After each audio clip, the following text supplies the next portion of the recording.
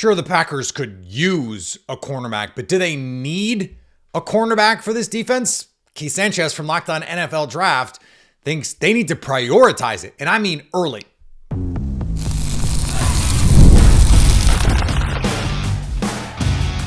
You are Locked On Packers, your daily Green Bay Packers podcast. Part of the Locked On Podcast Network, your team every day. You are Locked On Packers, part of the Locked On Podcast Network, your team every day. I'm Peter Bukowski, and I cover the Packers for The Leap, a newsletter I would love for you to subscribe to. Follow me on Twitter, Peter_Bukowski. Follow the podcast on Twitter, Locked On Packers. Like us on Facebook. Subscribe to the podcast to iTunes, Spotify, Google Podcasts, wherever you find podcasts, you will find Locked On Packers, the #1 Packers podcast on the internet, and the show for fans who know what happened. They want to know why and how. Thanks to everyone who makes Locked On Packers their first listen every day. We hope you like starting your day with us as much as we like starting our day with you. Cornerback is a tricky one this year for the Green Bay Packers because they went out and they spent money on Nate Hobbs because the Eric Stokes pick didn't work out for them. They got quality play from Keyshawn Nixon on the boundary. That was found money. Carrington Valentine ultimately earns that boundary corner job. The Packers move on from Eric Stokes. So what is the degree of need here? We know they need some long-term solutions here. Nate Hobbs, really the only guy that we expect is a no-doubt Packer beyond this season. So corner, certainly on the list here. But how high? How much should I prioritize it? Because other than Savon Revel from East Carolina, who is a medical 30 visit, not officially, right? But like he is coming off an ACL. One of the reasons why you bring him in is because he's coming off an injury. The Packers with a number of these top 30 visits, and it's not top 30, remember, but you know what I mean. They are medical.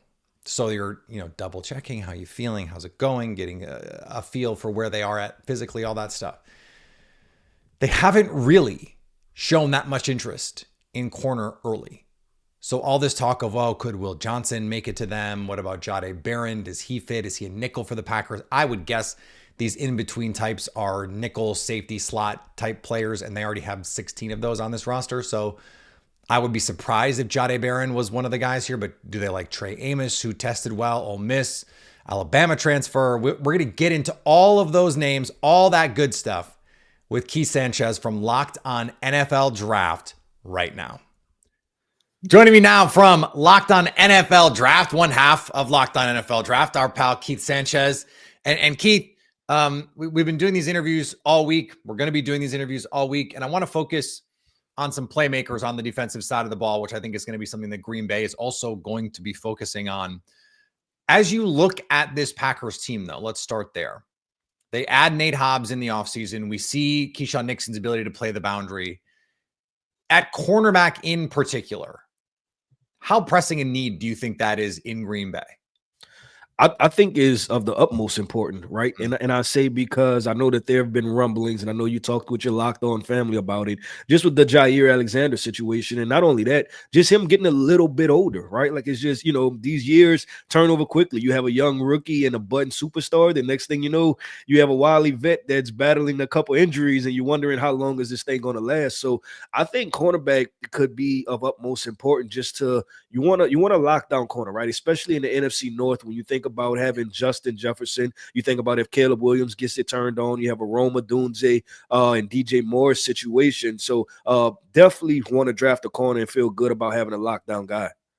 When you look at this class, Travis Hunter, if he's going to be a corner, long off the board in all likelihood for Green Bay, but probably anyone after that potentially in play for Green Bay. When you just look at the class as a whole, what round, what area, what place is that group strongest, do you think?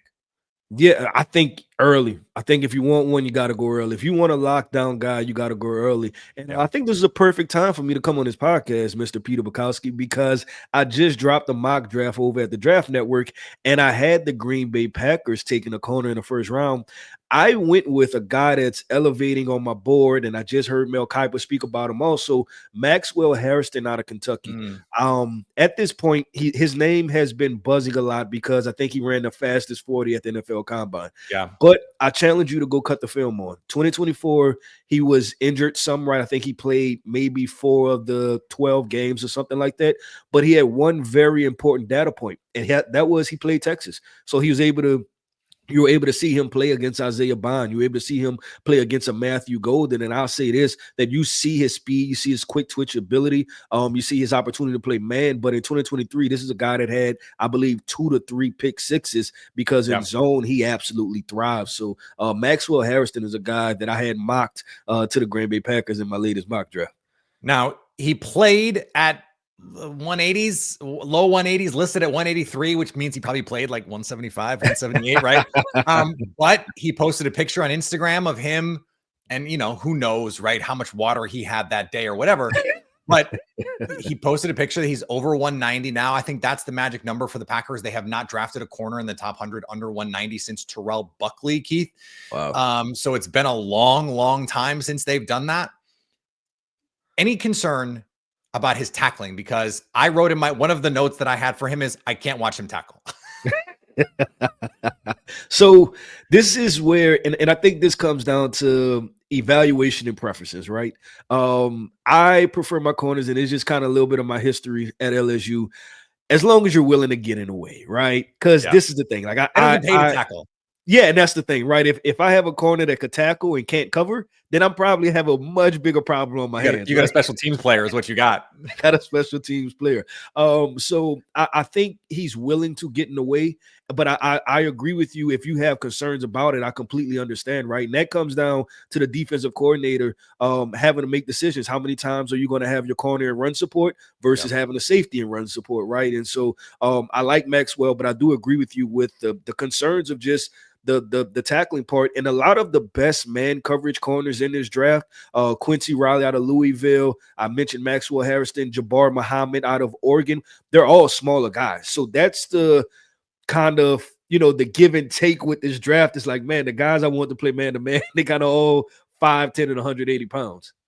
The thing is when you watch the movement skills, like the twitch, the explosiveness, he is not just, he tested well. Like you see it on the field. It translates to the field in a way that it makes you go, wait, Matthew Golden ran what? Because Maxwell Hairston does not make him look like a 4.2 guy. Hairston is the one that looks like a 4.2 guy. And so from that standpoint, I like it. And I could see Green Bay going all the athletic ability in the world that we want. He's just a little small, and we think we can get there. I think the question that I would have, Keith, is does the playmaking for you offset if there's concerns tackling and the size part of this? Like, hey, he can click and close in zone and create big plays for us. And if we want a guy like that, he fits that mold and papers over some of the other deficiencies potentially. Is that the way you see it? Yeah, 100%. And I think about a guy from the mid 2000s, Asante Samuel, right, who was not a very big guy, but him playing off coverage, he was going to take a gamble. He was going to come up with the football. And we know that the NFL game comes down to possessions, right? Possessions and turnovers. We hear head coaches say it every week. Every playoff game was that. Every playoff game came down to who turned the ball over more versus who didn't. Yep, 100%. And I think if you can find a guy that has a knack to get his hands on the football, and just in my experience, I don't even think you can teach that. You can teach press man situations. You can teach technique, when to jam. But those guys that understand how to turn and look for the football and when to jump certain coverages, that's just natural instincts. And so corners either have it or they don't. All right, more on these cornerback prospects coming up with Keith Sanchez next. As a small business owner, your work doesn't end when the clock hits 5. I wish.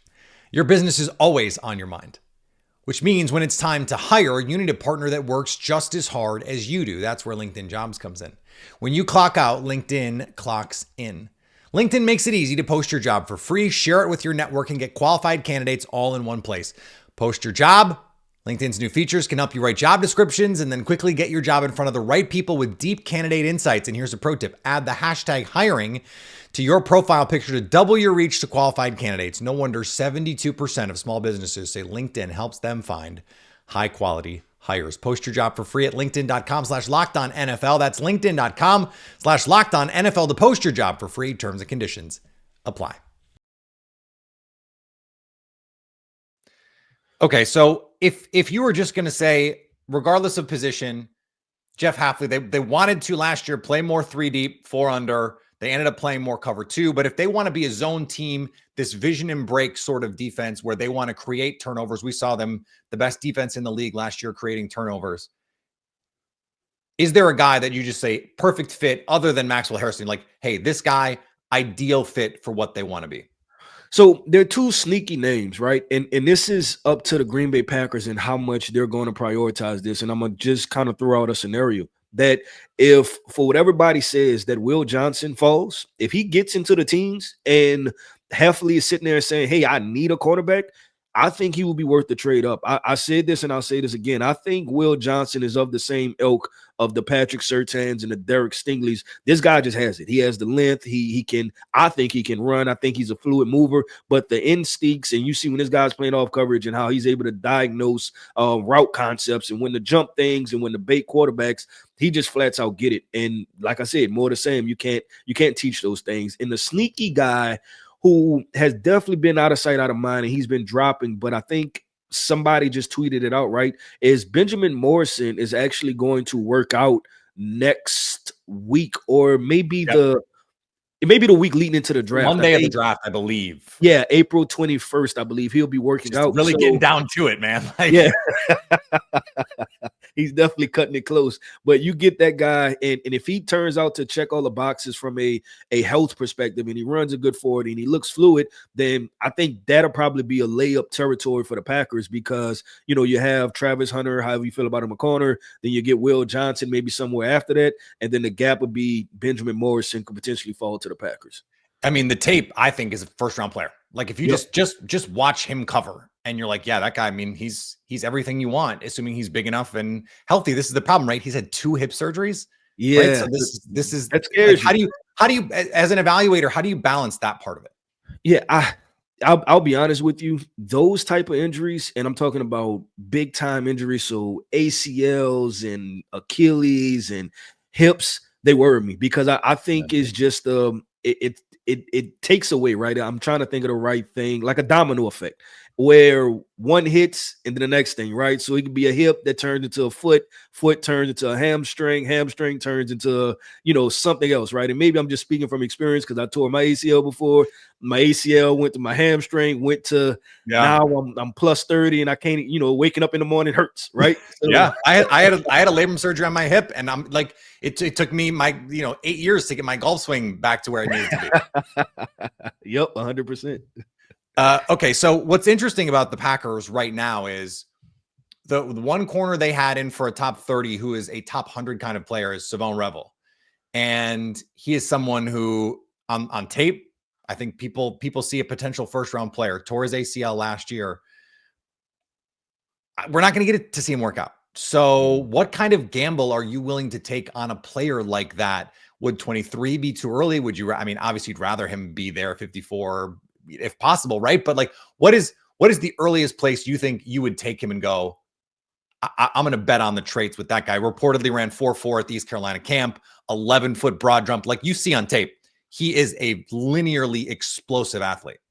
Yeah, I would go mid to late second. So that I think you said the Green Bay Packers are picking at 54, right? Yeah, 54. So if I feel good about the medicals checking out, then I think that's a good spot. Drafting Savon Revel in the first round because there are multiple data points that as a evaluator you just don't have, right? First, you don't have him playing against high-level competition. You don't have the true workout numbers. Then there's the health build that you have to figure out, that you weren't able to get to see. And then honestly, alone from the testing, just seeing him work out, when we watched the NFL Combine and the drills where they have to turn and flip their hips, right? Like how fluid is he as a mover? Unfortunately, you won't be able to tell all of that because he's still recovering. So I like Savon Revel, but just for me, right, if I was the general manager of the Green Bay Packers, I would say I don't have enough data points or enough boxes checked to say, let me draft him in the first round. But in the second round, obviously it being a need, I will be willing to take that risk.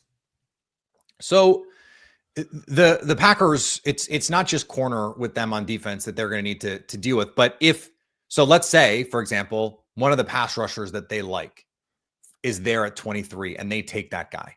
Where do you turn at that point if you're Green Bay to find value, whether it's the second round, the third round? Where can they still find value? You said get them early. Okay, does that mean they got to look at 54? Is there a third round guy you like? Like, how do they then try and triage this?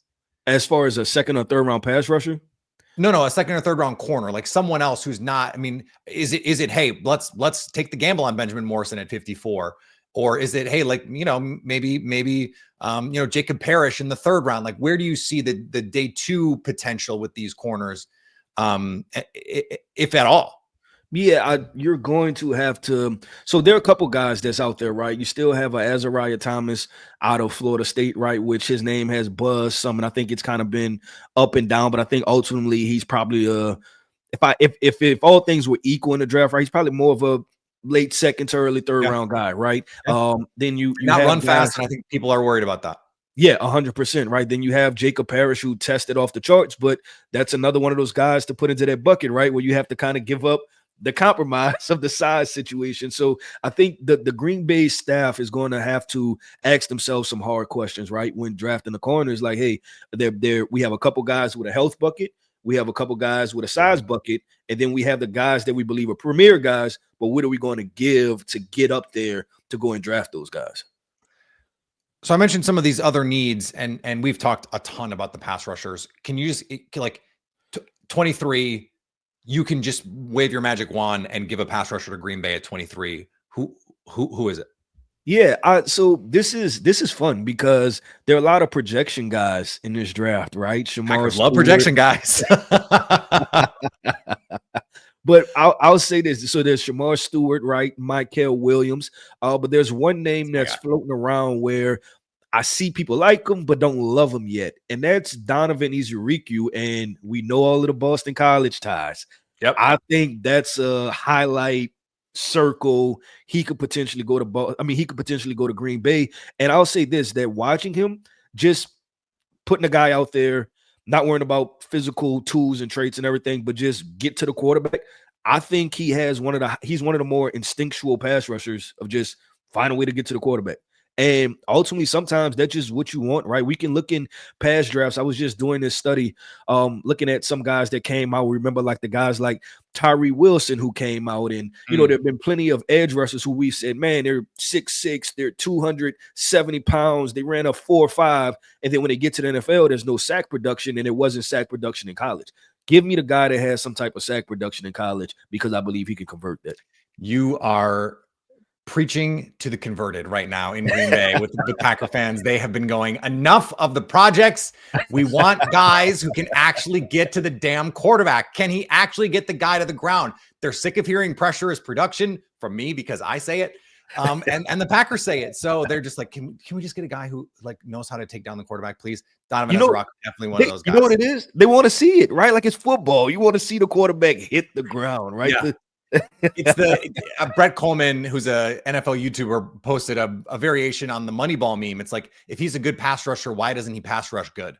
And it's like, sometimes it is that simple. Like, we got more coming up with Keith Sanchez from Locked On NFL Draft, talking cornerbacks with the Green Bay Packers next. The NBA playoffs are almost here, and FanDuel is giving new customers an incredible way to get in on the action. Right now, when you join FanDuel and place your first $5 bet, you'll get $250 in bonus bets if your first bet wins. FanDuel makes it easy, whether you're picking your favorite team or diving into player props with three-pointers, steals, assists. They've got so many ways to bet your favorite player props. Plus, you've got in-game action. You've got pre-game action. You've got futures. You've got playoffs. You've got Eastern Conference, Western Conference, finals picks. Plus, after the game tips off, you can even combine live prop bets into a same-game parlay for a chance to win big, bigger odds, bigger money. Don't miss out. Head to FanDuel.com and claim your $250 in bonus bets today. Thanks for making Locked On Packers your first listen today. Now for your second listen, check out Locked On NFL Draft with Damian Parson and, of course, our pal Keith Sanchez. Now that the season is over, get the latest draft rankings and rumors and news every day. Find Locked On NFL Draft on YouTube or wherever you listen to podcasts. And I, we did an episode last week, Keith, about the changing defenses. And like how many times I watched Michael Williams play a 4-eye and you go, well, of course he's not getting to the quarterback. To the quarterback, yeah. Like it's not his job. And you watch these Big 12 games and they're playing odd fronts, but there's only 3 guys. Yeah. Like that's it. There's only 3 guys on the line of scrimmage. There's not 3 guys and then 2 edge guys. And I'm like, how is anyone getting to the quarterback in these circumstances? And so I wonder how much that stuff has to change. Do you know what I mean? Yeah, no, and I'll tell you the 2 teams that are the most frustrating teams to evaluate: Georgia and Texas A&M. Like, because it's year after year after year that they put these guys out, and you're sitting there and they check all of the height, weight measurements. But then when you watch the film, like you say, one down they're playing zero tech over the center, next down they're playing 4-eye. Then even if they lined up outside the tackle, they're still kicking them down right before the snap, right? So he's like, I don't know what to do with this. Like it's definitely difficult. Yeah, the Texas A&M in particular, because they have 3 guys who are going to get drafted probably in the top 100. And none of them have any production. Like Nick Scorton was so much more productive before he transferred. and you're just like, you watch him before that. And like, what he lead Purdue in sacks? Like he looks like a different guy because they let him just go hunt. It's a different thing. Let's not go down that rabbit hole. I want to talk to you about a position we have not talked that much at all about this offseason as we wind down here. I have become, as we get closer to the draft, and this is why the draft should be 2 weeks earlier than it is, I have started to think about what this defense could look like with Edgerrin Cooper next to Jihad Campbell. Am I crazy for thinking that could be really fun? No, and I like it because I'll say this. So Edgerrin Cooper through the roof, right? Stock through the roof as far as what he can be as a linebacker, extreme length. And I think that there'll be really great complementary pieces because I believe watching the film and you go to the LSU game, Jihad Campbell has a lot to unlock as an edge rusher. So you're talking about a multiple guy, and then you're talking about potentially keeping Jihad Campbell in the middle of the defense sometimes and sending Edgerrin Cooper up the A-gap, right? Like there are so many different things that you can do with Jihad Campbell and that Edgerrin Cooper pairing. I didn't think about that, Peter, but I like it a lot. And they went to more of those simulated pressures last year. They went to like that Hafley Havoc defense. Like he can design a blitz package. And Campbell, like he can play stack or he can play on the edge. I just feel like that, especially because he's got the shoulder injury, and so there's some questions. Is he going to fall out of the first round? Like if he starts falling down, that just seems interesting to me. I do think the Packers are going to take a linebacker. Is there someone round 3, round 4 who you think could develop into? Because what they need to do is they need to have Quay Walker insurance. They need to see if they can find a developmental Mike linebacker. And that, in some ways, I feel like that's an oxymoron because like if you knew they could play Mike, that it wouldn't be a developmental player. Right. But that's kind of what Quay Walker was. Is there someone you think in those middle rounds where you go, hey, if this thing breaks right, he can be a solid Mike linebacker in the NFL? Yeah, so let me throw out 2 names. One is a fairly popular name. I just don't know where he's going to go. Carson Schlesinger from UCLA. Yeah. I've seen some people talk about him in the first round, seen somebody talk about him in the 3rd round, right? So just kind of want to put that name out there. I think pound for pound, not inclusive of pass rush ability, right? So I'm eliminating Abdul Carter and Jalen Walker when I make this statement. Off-ball linebackers. Off-ball linebackers. I think he is the most instinctual one. So I think there's a lot of high-level play to be had with him. The next guy would be a guy out of Florida, would be Shamar James. Shamar James, this guy, he can run and he can hit. And watching him play in the box because the NFL has missed on linebackers. If you go to that 2020 class, I think they're really bad at it. They're so bad at linebackers. I think the first 4 linebackers were Isaiah Simmons. And I think Patrick Queen was mixed in there somewhere, and I think it was Jordan Brooks, and then one other guy that they missed on, right? And then the next 4 were actually guys that they actually hit on, like Zach Bond, and actually guys that play in the NFL. So it's like, y'all totally get this wrong. But I'll say this: that I like what Shamar does from an instinct standpoint. Like he understands how to play in a box. It's not just solely about, he's athletic. That means he can play linebacker. I hope that we're at the point where we're not just trying to put every good athlete at linebacker because we have case studies that it doesn't work now. And historically, the league is really, really bad at finding these guys. They are not that much better in the first round as they are in like the third, fourth round. 100%. Why you should wait at linebacker, round 3, round 4. And I think you should just take him every year because worst case, you got a good special teams player and that's what you want, right? So 1,000,000%. Keith, awesome, man. I appreciate the time. Hopefully the hay is in the barn with the tape study and you can just enjoy all the silliness over the next couple of weeks. We'll be talking to you, I'm sure, after the draft to get your scouting reports on some of these Packer players. Appreciate it, man. Yep. Thank you. All right. Thanks to Keith for joining the show today. Awesome to talk with him. More on our position-specific week of deep dives. Ross Uglum from Packer Report joins us to talk offensive line tomorrow. And remember, he called Jordan Morgan. We talked last year. Do they care about height? Is they're too tall because you want to play a guard? Is they're too big because you want to play a tackle? These are things that we've learned from Brian Gutekunst over the years. Ross Uglum is here to help elucidate all of that, plus talk about the prospects, the picks, where it makes sense to grab them, all of that good stuff. That's coming up tomorrow on Locked On Packers. And then Trevor Sikkema joins us on Friday to round this awesome week out of guests. Talking receivers, positional deep dive week on Locked On Packers. Follow me on all the social medias. Follow Locked On Packers on the social medias. Wherever you like to be is where we are. That's true. And find us on our YouTube page. Go subscribe over there. Subscribe wherever you get podcasts so you can stay Locked On Packers.